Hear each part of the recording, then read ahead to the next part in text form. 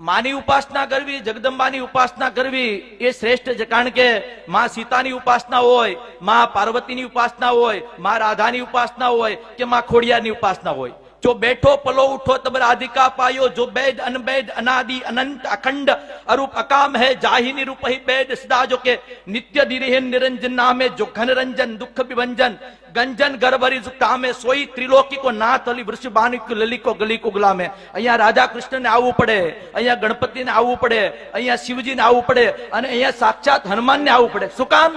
કે માં જગદંબાની આદ્યશક્તિની પ્રતિષ્ઠા છે. અને પ્રતિષ્ઠા એટલે શું? આ પાંચભૌતિક શરીર છે આપણું, જેને 5 એલિમેન્ટ્સ કહેવા મળે. આકાશ, આકાશમાંથી વાયુ, વાયુમાંથી તેજ, તેજમાંથી જળ અને જળમાંથી પૃથ્વી. આ 4 તત્વ ન હોય ને તો બોડી જીવી જાય. પણ માં જગદંબાનું સ્વરૂપ કેવું છે? આયુષ વાયુ સ્વરૂપે.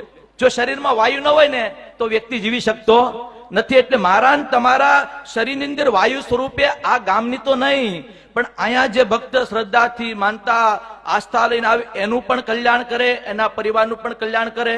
અને થોડા શબ્દોમાં જ કહું કે અહીંયા જે બધા પધારેલા સંતો મહંતો એમનો અમે હૃદયથી આભાર વ્યક્ત કરીએ છીએ કે આપનો કિંમતી સમય લઈને પધાર્યા. અને આ નેસવડ ગામની માતાઓ, બહેનો કે કોળી સમાજના બધા ભાઈઓ છે. કારણ કે નાના નાના કાર્ય કરવા વાળા છતાં પણ રાત દિવસ જે મહેનત કરે છે, તો એમને પણ એમની સેવાને વંદન કરીએ છીએ બ્રાહ્મણ તરીકે કે અહીંયા નેસવડનો પ્રોપર નાગરિક તરીકે. અને બધાના ચરણોમાં વંદન. એટલું કઈ મારી વાણીને વિરામ આપું છું. જય સિયારામ, જય માતાજી.